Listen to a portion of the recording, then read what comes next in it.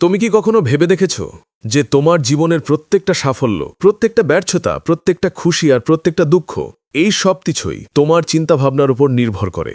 এটা বিশ্বাস করা হয় যে আমাদের চিন্তাভাবনাই আমাদের ভবিষ্যৎ গড়ে তোলে। তুমি পৃথিবীর সবচেয়ে ধনী মানুষ হতে চাও বা নিজের জীবনের শান্তি খুঁজে পেতে চাও, তার শুরুটা একটাই জায়গা থেকে হয়, তোমার মাইন্ডসেট।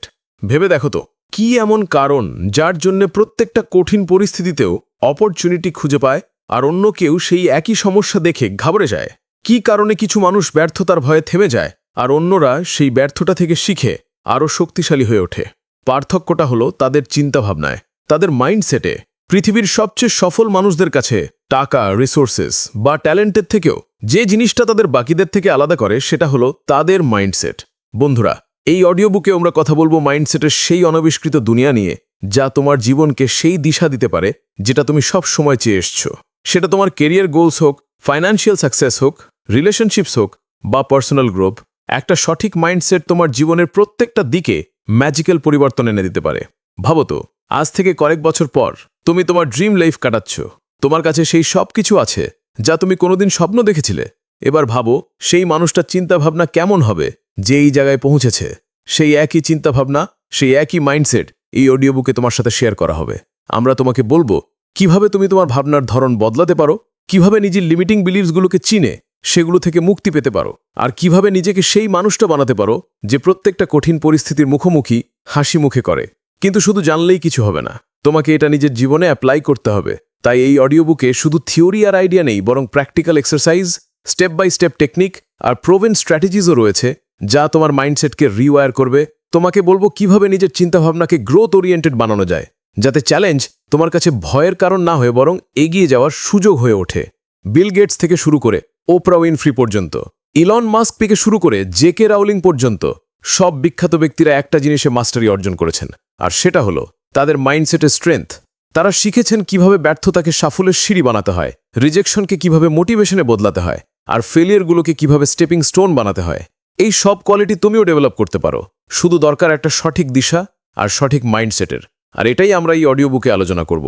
তোমাকে সেই সঠিক মাইন্ডসেটের দিকে গাইড করব, তোমাকে সেই পার্সপেক্টিভ দেব যা তোমাকে জীবনের ছোট ছোট সমস্যা থেকে শুরু করে বড় বড় চ্যালেঞ্জ পর্যন্ত প্রত্যেকটা জিনিসে অপরচুনিটি দেখতে সাহায্য করবে। তাই যদি তুমি সত্যিই তোমার ড্রিমগুলোকে রিয়েলিটিতে বদলাতে চাও, যদি তুমি নিজের জীবনে এক্সট্রাঅর্ডিনারি হতে চাও, তাহলে এই অডিও বুকটা শেষ পর্যন্ত অবশ্যই শোনো। একটা নতুন ভাবনা, একটা নতুন শুরু আর একটা নতুন সাফল্যের দিকে তোমাকে স্বাগত। যদি তুমি সেই অল্প কিছু মানুষের মধ্যে একজন হও যারা নিজের জীবনে বড় কিছু করতে চায়, তাহলে এই অডিও বুকটা এক্ষুনি লাইক করো আর কমেন্টে লেখো, দিস ইজ মাই টাইম। চলো বন্ধুরা, মাইন্ডসেটের এই ট্রান্সফরমেটিভ জার্নি শুরু করা যাক। তৈরি হয়ে যাও, কারণ তুমি সেই সব কিছু শিখতে চলেছ যা তোমার জীবনকে চিরদিনের জন্য বদলে দেবে। বন্ধুরা, একটা সঠিক মাইন্ডসেটে কতটা পাওয়ার থাকতে পারে কখনো ভেবে দেখেছ? মাইন্ডসেট মানে আমাদের ভাবনার ধরন। মাইন্ডসেট হলো সেই লেন্স যা দিয়ে আমরা নিজেদের জীবনটাকে দেখি। আমাদের প্রত্যেকটা ভাবনা, প্রত্যেকটা বিশ্বাস আর প্রত্যেকটা রিয়াকশন এই মাইন্ডসেট থেকেই বেরিয়ে আসে। কিন্তু প্রশ্ন হলো, মাইন্ডসেটে এত শক্তি কিভাবে থাকে যে তা কারো পুরো জীবন বদলে দিতে পারে? এই ব্যাপারটা বোঝার জন্য আমরা কিছু রিয়েল লাইফ এক্সাম্পল, একটা পাওয়ারফুল স্টোরি আর প্র্যাকটিক্যাল সলিউশনের মাধ্যমে এর গভীরে যাব। বন্ধুরা, অ্যাপলের কো-ফাউন্ডার স্টিভ জবসের মাইন্ডসেট একটা অসাধারণ এক্সাম্পল যে কিভাবে একটা আলাদা দৃষ্টিভঙ্গি কোনো মানুষকে পৃথিবীর সবচেয়ে ক্রিয়েটিভ আর সাকসেসফুল মানুষদের মধ্যে একজন করে তুলতে পারে। যখন 1985 সালে জবসকে তার নিজের তৈরি করা কোম্পানি থেকেই বের করে দেওয়া হয়েছিল, তখন সেটা তার জন্য একটা অনেক বড় ধাক্কা ছিল। যে কোনো মানুষের জন্য এই পরিস্থিতি খুব পেনফুল হতে পারত, কিন্তু জবস এটাকে ফেলিয়ার হিসেবে দেখেননি, বরং একটা নতুন চান্স হিসেবে নিয়েছিলেন। জবস সে সময় বলেছিলেন, it freed me to enter one of the most creative periods of my life. এর মানে হলো তিনি কঠিন সময়টাকে একটা অপরচুনিটি হিসেবে দেখেছিলেন, আর এই দৃষ্টিভঙ্গি তাকে পিক্সার আর নেক্সটের মতো আইকনিক কোম্পানি তৈরি করতে সাহায্য করেছিল। অবশেষে অ্যাপলও বুঝতে পেরেছিল যে তাদের ভিশনারি লিডার ছলা তারা এগোতে পারবে না, আর কয়েক বছর পর জবসকে অ্যাপলে ফিরিয়ে আনা হয়। বন্ধুরা, এই থেকে আমরা কি শিখতে পারি? এই থেকে আমরা এটাই শিখি যে যদি জবস ভাবতেন তার জীবন শেষ হয়ে গেছে, তাহলে হয়তো অ্যাপল, পিক্সার আর আইফোনের মতো জিনিসগুলো কোনো দিনও পৃথিবীর সামনে আসতো না। তার মাইন্ডসেটটাকে সেই ফেইলিয়ারের মধ্যেও একটা নতুন শুরুর সুযোগ করে দিয়েছিল। যখন আমরা চ্যালেঞ্জগুলোকে সুযোগ হিসেবে দেখতে শিখি তখনই মাইন্ডসেটের আসল শক্তিটা চোখে পড়ে। বন্ধুরা, একটা পুরনো গল্প আছে যা তোমাকে মাইন্ডসেটের আসল শক্তি বোঝাতে পারবে। একদিন এক দাদু তার নাতিকে জীবনের একটা অনেক বড় শিক্ষা দিচ্ছিলেন। তিনি বললেন, আমাদের সবার ভেতরে দুটো নেকড়ে থাকে। একটা নেকড়ে নেগেটিভিটি, ভয় আর হিংসায় ভরা থাকে। অন্য নেকড়েটা পজিটিভিটি, সাহস আর ভালোবাসায় ভরা থাকে। এই দুটো নেকড়ে আমাদের ভেতরে সারাক্ষণ একে অপরের সাথে লড়াই করতে থাকে। নাতিটা কিছুক্ষণ ভেবে জিজ্ঞাসা করল, দাদু, তাহলে শেষ পর্যন্ত জেতে কে? দাদু উত্তর দিলেন, যে নেকড়েটাকে তুমি খাবার দেবে সেটাই জিতবে। এই গল্পটা আমাদের এটাই বোঝায় যে আমাদের জীবনে কোন মাইন্ডসেটটা প্রভাবশালী হবে সেটা নির্ভর করে আমরা কোন চিন্তাকে গুরুত্ব দেই তার উপর। যদি আমরা ভয়, ইনসিকিউরিটি আর নেগেটিভিটিকে প্রশ্রয় দেই তাহলে আমাদের জীবনে সেটাই ফুটে উঠবে। কিন্তু যদি আমরা সাহস, অপটিমিজম আর গ্রোথের ভাবনাকে আপন করে নিই তাহলে আমরা জীবনে সেই জিনিসগুলোরই রেজাল্ট দেখতে পাব। বন্ধুরা, মাইন্ডসেট মূলত দুই ধরনের হয়। প্রথমটা হলো ফিক্সড মাইন্ডসেট আর দ্বিতীয়টা হলো গ্রোথ মাইন্ডসেট। ফিক্সড মাইন্ডসেটের মানুষেরা মনে করে যে তাদের এবিলিটি আর স্কিলগুলো ফিক্সড, অর্থাৎ যা আছে তাই থাকবে। তারা চ্যালেঞ্জকে ভয় পায়, ফেলিয়ার থেকে পালিয়ে যায় আর ক্রিটিসিজমকে খারাপ চোখে দেখে। ফর এক্সাম্পল, যদি কারুর মনে হয় যে সে পাবলিক স্পিকিংয়ে ভালো নয় তাহলে সে এটা ধরেই নেয় যে সে কোনোদিনও এই স্কিলে উন্নতি করতে পারবে না। এই ধরনের ভাবনার ফলে তাদের পার্সোনাল গ্রোথ থেমে যায়। অন্যদিকে গ্রোথ মাইন্ডসেটের মানুষেরা বিশ্বাস করে যে তারা যে কোনো স্কিল বা এবিলিটিকে প্র্যাকটিস আর লার্নিংয়ের মাধ্যমে ডেভেলপ করতে পারে। এই ধরনের মানুষেরা চ্যালেঞ্জকে এক্সাইটমেন্টের সাথে ফেস করে, ফেলিয়ার থেকে শেখে আর সব সময় ইমপ্রুভমেন্টের চেষ্টা করে। ফর এক্সাম্পল, মাইকেল জর্ডানকে তার স্কুলের বাস্কেটবল টিম থেকে রিজেক্ট করা হয়েছিল, কিন্তু তিনি হার মানেননি। তার গ্রোথ মাইন্ডসেট তাকে ক্রমাগত ইমপ্রুভ করার জন্য মোটিভেট করতে থাকে। আর আজ তাকে বাস্কেটবলের লেজেন্ড বলে মনে করা হয়। বন্ধুরা, যদি তুমিও নিজের চিন্তাভাবনাকে গ্রোথ মাইন্ডসেটের দিকে বদলাতে চাও তাহলে আমি কয়েকটা সহজ আর প্র্যাকটিক্যাল স্ট্র্যাটেজি বলতে চাচ্ছি। মন দিয়ে শোনো। বন্ধুরা, প্রথম স্ট্র্যাটেজি হল সেলফ রিফ্লেকশন। নিজেকে প্রশ্ন করো যে যখন তোমার কোনো পরিস্থিতিতে ফেলিয়ারের মুখোমুখি হতে হয় তখন তুমি সেটাকে কিভাবে দেখো। তুমি কি এটাকে নিজের দুর্বলতা ভেবে থেমে যাও, নাকি এটাকে একটা ইমপ্রুভমেন্টের সুযোগ হিসেবে দেখো? দ্বিতীয় স্ট্র্যাটেজি হল লার্নিং ওরিয়েন্টেড গোল সেট করা। নিজের গোল সবসময় আউটকামের উপর ভিত্তি করে রেখো না, সেগুলোকে লার্নিং ওরিয়েন্টেড বানাও। যেমন, আমাকে টপ স্কোরার হতে হবে, এর বদলে এমন গোল রাখো যে আমাকে কনসেপ্টগুলো ভালো করে বুঝতে হবে। এতে শেখার ওপর ফোকাস থাকবে। বন্ধুরা, তৃতীয় স্ট্র্যাটেজি হল ক্রিটিসিজমকে ফিডব্যাক হিসেবে নেওয়া। যদি কেউ তোমার ভুল ধরিয়ে দেয় তাহলে সেটাকে ব্যক্তিগতভাবে নিও না বা ডিফেন্সিভ হয়ে যাও না। সেই ফিডব্যাক থেকে শেখার চেষ্টা করো, কারণ গ্রোথ মাইন্ডসেটে ক্রিটিসিজম তোমাকে ইমপ্রুভ করার প্রথম ধাপ। বন্ধুরা, একটা পাওয়ারফুল মাইন্ডসেট তোমার জীবনকে সেই দিকে নিয়ে যেতে পারে যা তুমি কোনোদিনও কল্পনাও করনি। এর আসল মানে হল নিজের চিন্তাভাবনাকে এমনভাবে প্রোগ্রাম করা যাতে তুমি প্রত্যেকটা কঠিন পরিস্থিতিকে একটা নতুন সুযোগ হিসেবে দেখতে পারো। স্টিভ জবস বলতেন, innovation is the ability to see change as an opportunity, not threat. যদি আমরা এই কথাটা ভালো করে ভাবি তাহলে বুঝতে পারব যে মাইন্ডসেটের আসল শক্তি আমাদের ভাবনাকে পজিটিভ আর অপরচুনিটি ওরিয়েন্টেড বানানোর মধ্যেই আছে। তাই মনে রেখো, ভাবনা বদলাও, জীবনটা নিজে থেকেই বদলে যাবে। মাইন্ডসেটকে পাওয়ারফুল আর গ্রোথ ওরিয়েন্টেড বানালে তোমার জীবনের প্রত্যেকটা ছোট বড় সমস্যা তোমার কাছে একটা নতুন সুযোগ হয়ে উঠবে। চলো বন্ধুরা, গ্রোথ মাইন্ডসেট আর ফিক্সড মাইন্ডসেটের মধ্যেকার পার্থক্যটাকে আরও গভীরে বোঝা যাক। আমাদের জীবনের সফলতার সবচেয়ে বড় কারণ হলো আমাদের মাইন্ডসেট। আর বিশেষ করে আমাদের মাইন্ডসেটটা কেমন, গ্রোথ মাইন্ডসেট নাকি ফিক্সড মাইন্ডসেট? এই পার্থক্যটা বোঝার জন্য আমাদের আশেপাশের মানুষদের দেখার দরকার নেই, বরং পৃথিবীর সবচেয়ে সাকসেসফুল মানুষদের গল্পগুলোই আমাদের এটা বিশ্বাস করানোর জন্য যথেষ্ট।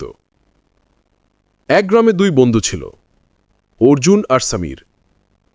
দুজনেরই একই স্কুলে পড়ত আর দুজনেরই ছবি আঁকার খুব শখ ছিল। একদিন তাদের স্কুলে একটা ড্রয়িং কম্পিটিশন হলো। অর্জুন প্রতিযোগিতার জন্য খুব খেটেছিল, কিন্তু সে জিততে পারল না। অন্যদিকে সমীরও পার্টিসিপেট করেছিল আর সেও হেরে গেল।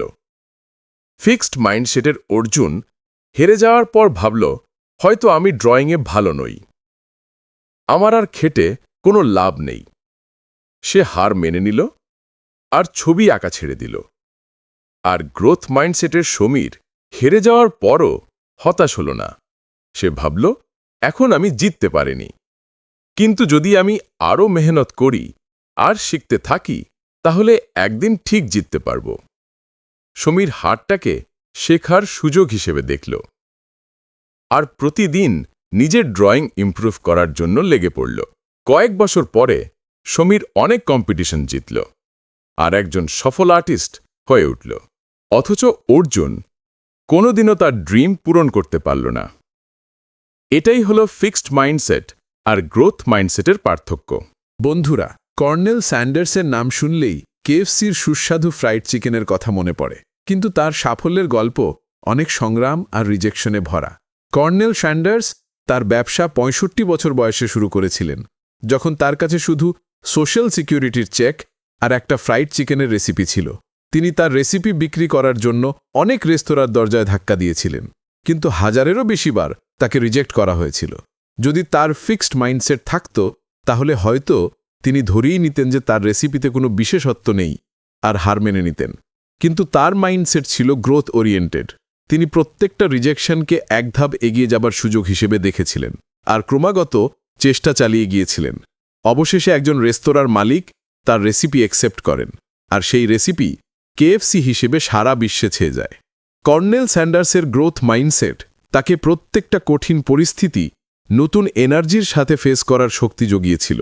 তার পারসিভিয়ারেন্স আর গ্রোথ ওরিয়েন্টেড ভাবনা তাকে রিটায়ারমেন্টের বয়সেও গ্লোবাল ফাস্টফুড ইন্ডাস্ট্রিতে একটা পরিচিতি এনে দিয়েছিল। বন্ধুরা, এবার চলো জানা যাক যে সর্বোপরি গ্রোথ মাইন্ডসেটকে কিভাবে ডেভেলপ করা যায়, যাতে আমরাও নিজেদের পোটেনশিয়ালকে পুরোপুরি আনলক করতে পারি। সবার আগে এটা জরুরি যে আমরা ফেলোরকে একটা লার্নিং অপরচুনিটি হিসেবে দেখি। যখনই কোনো কিছুতে ফেল করবে তখন এটাকে শেখার একটা চান্স বলে মনে করো। নিজেকে প্রশ্ন করো, আমি এই এক্সপিরিয়েন্স থেকে কি শিখলাম, আর সেই লেসেনটাকে এগিয়ে যেতে ব্যবহার করো। যেমন মাইকেল জর্ডান রিজেকশনকে একটা লেসেন হিসেবে নিয়েছিলেন আর নিজের খেলা আরও ভালো করার ওপর ফোকাস করেছিলেন। এরপর আসে পজিটিভ সেলফ টকের কথা। প্রায় আমরা নিজেদের সম্পর্কে নেগেটিভ কথা ভাবি, যেমন এটা আমার দ্বারা হবে না বা আমি এটাতে ভালো নই, এটা বদলাতে হবে। গ্রোথ মাইন্ডসেটের জন্য এটা জরুরি যে আমরা নিজেদের বলি, এখন পারছি না কিন্তু শিখতে পারব। পজিটিভ সেলফ টক আমাদের কনফিডেন্স বাড়ায় আর আমরা চ্যালেঞ্জগুলোকে আরও ভালোভাবে ফেস করতে পারি। গ্রোথ মাইন্ডসেটের জন্য লার্নিং ওরিয়েন্টেড গোল সেট করাও একটা জরুরি স্টেপ। সব সময় এমন গোল বানাও যা শুধু রেজাল্টের ওপর নয়, বরং লার্নিংয়ের ওপর ভিত্তি করে তৈরি। যেমন, আমাকে প্রেজেন্টেশনের সেরা হতে হবে, এর বদলে বলো, আমাকে আমার প্রেজেন্টেশন স্কিল ইমপ্রুভ করতে হবে। এই ধরনের গোল ইমপ্রুভমেন্টের ওপর ফোকাস রাখতে সাহায্য করে আর গ্রোথ মাইন্ডসেট ডেভেলপ করতে সাহায্য করে। ফিডব্যাককে অ্যাকসেপ্ট করাও গ্রোথ মাইন্ডসেটের একটা অংশ।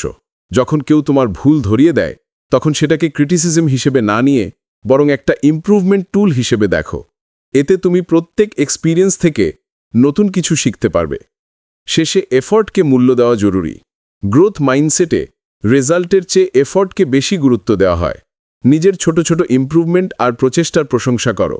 এটা তোমাকে মোটিভেশন দেবে আর গ্রোথ মাইন্ডসেটের জার্নিতে সাহায্য করবে।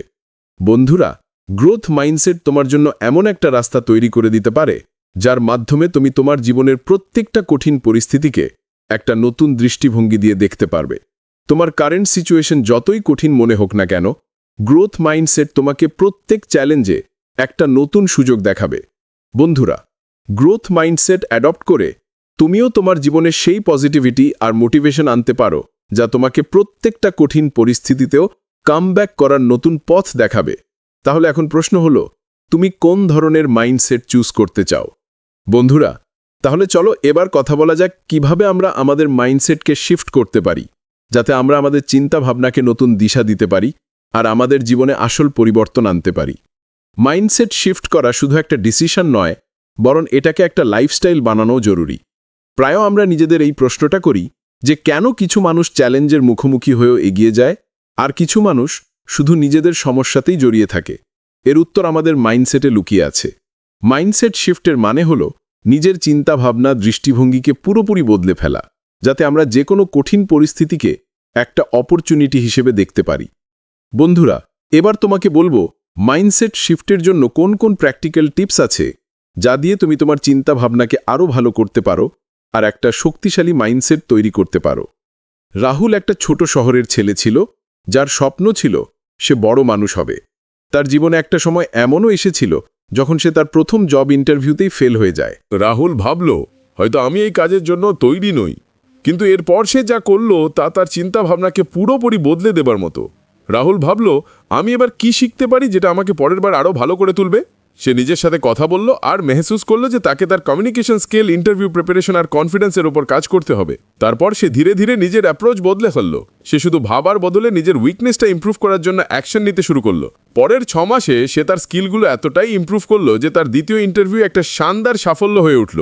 রাহুলের মাইন্ডসেট শিফট তার হার্ডওয়ার্ক আর নতুন ভাবনার সাথে হয়েছিল। বন্ধুরা, তুমি টমাস এডিসনের নাম তো নিশ্চয়ই শুনেছ। যখন তিনি ইলেকট্রিক বাল্ব আবিষ্কার করেছিলেন তখন তাকে এটা বানাতে হাজার হাজার বার ব্যর্থতার মুখোমুখি হতে হয়েছিল। তিনি নিজেই বলেছিলেন, আমি হাজারবার ব্যর্থ হয়েছি, কিন্তু প্রত্যেকবার আমি শিখেছি যে এটা কিভাবে কাজ করে না। যদি এডিসন এই ব্যর্থতাগুলোকে হার মেনে নিতেন তাহলে হয়তো আজ আমরা ইলেকট্রিক বাল্বই ব্যবহার করতাম না। এডিসনের মাইন্ডসেট ছিল যে প্রত্যেক ব্যর্থতা থেকে নতুন কিছু শিখতে হবে, আর এই মাইন্ডসেট শিফটই তাকে সাফল্যের দিকে নিয়ে গিয়েছিল। এই মাইন্ডসেট তুমিও অ্যাডপ্ট করতে পারো। ফেলিওরকে একটা লার্নিং অপরচুনিটি হিসাবে দেখো, হার হিসাবে নয়। চলো বন্ধুরা, এবার মাইন্ডসেট শিফট করার কিছু প্র্যাকটিক্যাল টিপস নিয়ে কথা বলা যাক। বন্ধুরা, প্রথম পদক্ষেপ হলো সেলফ টক বদলানো। প্রায়ই আমরা নিজেদের নেগেটিভ কথা বলি, যেমন আমার দ্বারা হবে না। এই ভাবনা আমাদের এগোতে দেয় না। যদি আমরা এটাকে বদলে বলি, এ থেকে আমি কি শিখলাম যেটা আমাকে আরো ভালো করে তুলবে, তাহলে এই ভাবনা আমাদের একটা নতুন দিশা দেখায়। যেমন তুমি যদি কোনো পরীক্ষায় ফেল করো তাহলে নিজেকে বলো, আমি এবার কি ভুল করেছি আর এটাকে কিভাবে শুধরাতে পারি। এই ধরনের ভাবনার ফলে তুমি শুধু হতাশাই এড়াবে না, বরং পরের বারের জন্য একটা সলিড প্ল্যানও বানাতে পারবে। চেষ্টা করো যখনই নেগেটিভ থট আসবে সেগুলোকে পজিটিভ সেলফ টক দিয়ে রিপ্লেস করার। এতে তোমার মাইন্ডসেট ধীরে ধীরে শিফট হবে। বন্ধুরা, দ্বিতীয় পদক্ষেপ হলো চ্যালেঞ্জকে এমব্রেস করা। প্রত্যেক চ্যালেঞ্জে একটা নতুন অপরচুনিটি লুকিয়ে থাকে।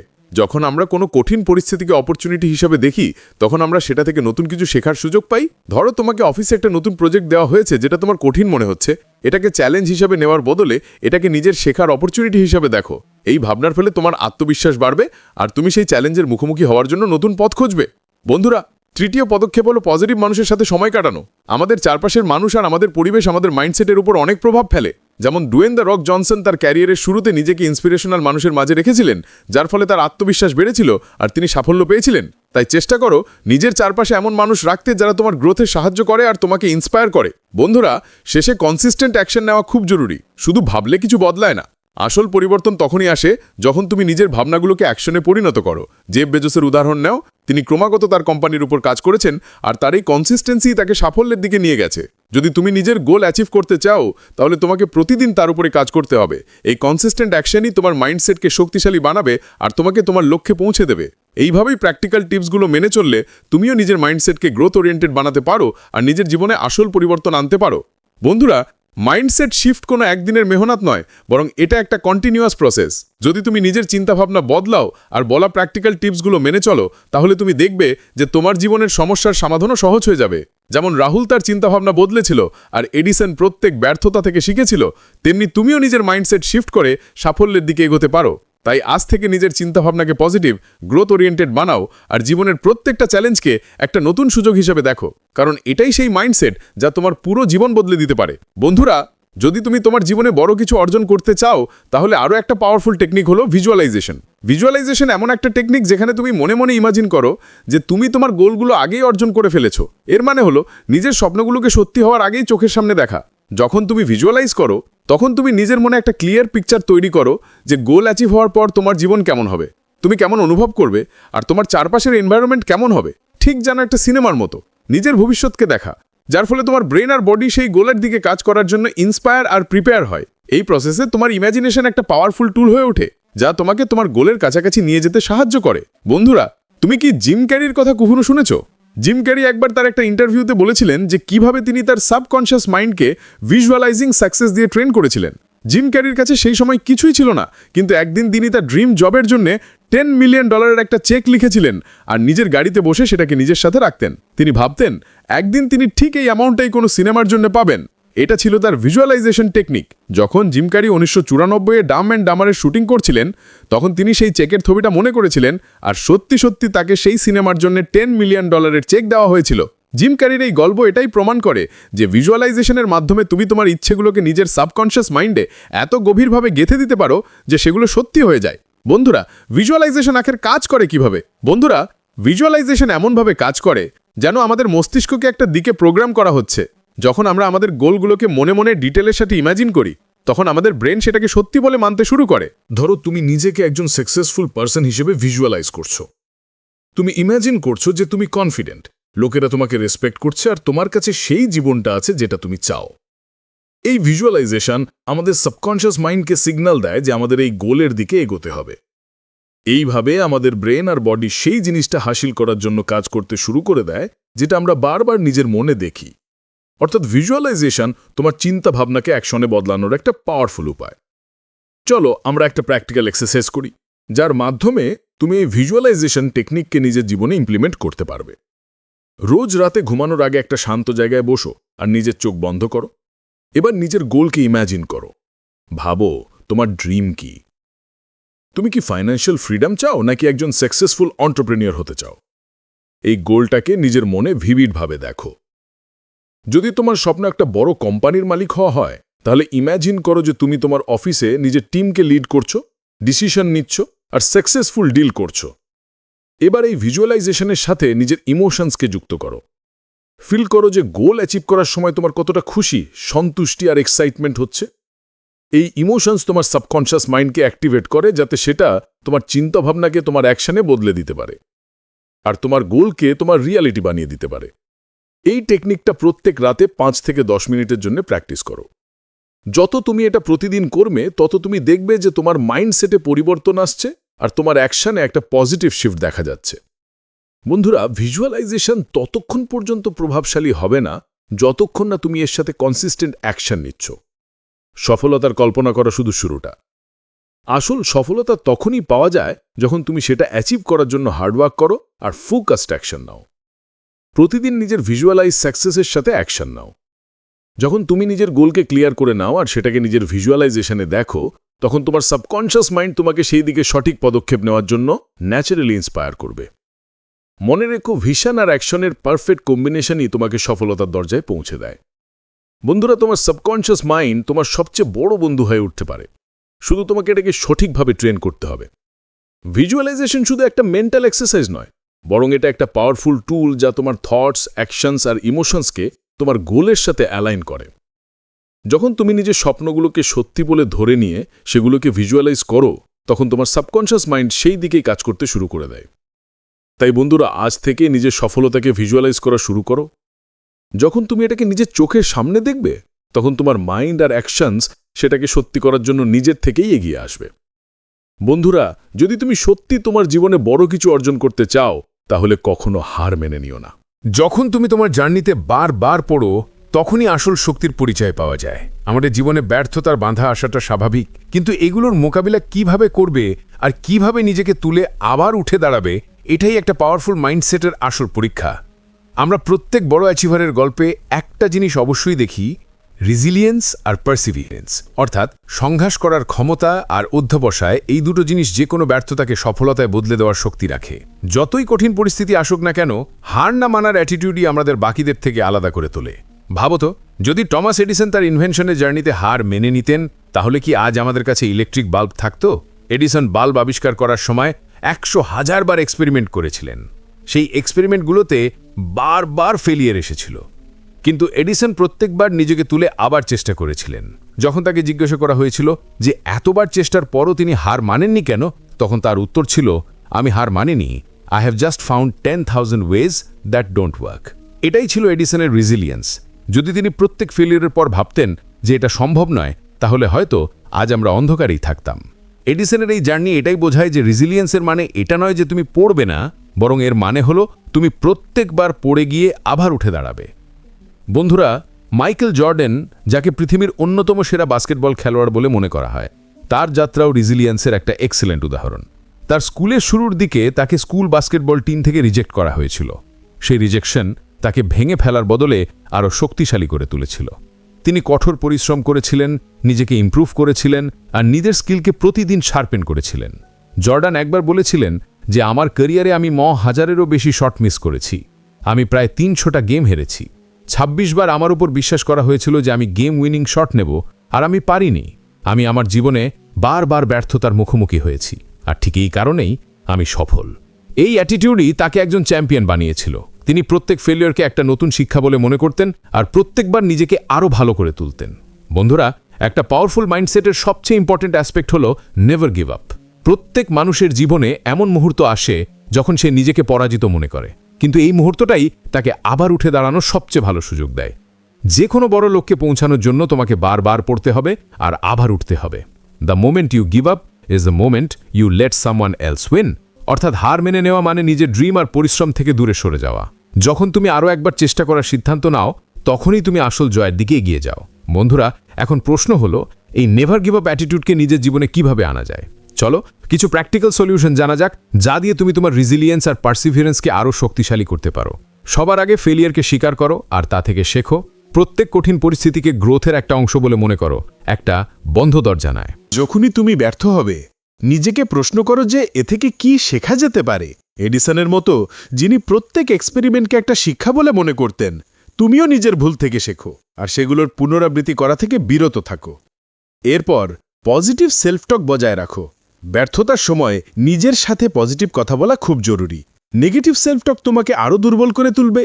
তাই নিজেকে বলো যে এটা শুধু একটা লেসন, আমাকে এর থেকে আরও শক্তিশালী হতে হবে আর আমাকে আবার চেষ্টা করতে হবে। এই ধরনের সেলফ টক তোমাকে মেন্টালি আর ইমোশনালি আপলিফট করবে। নিজের লক্ষ্যকে ছোট ছোট স্টেপে ভাগ করে নাও।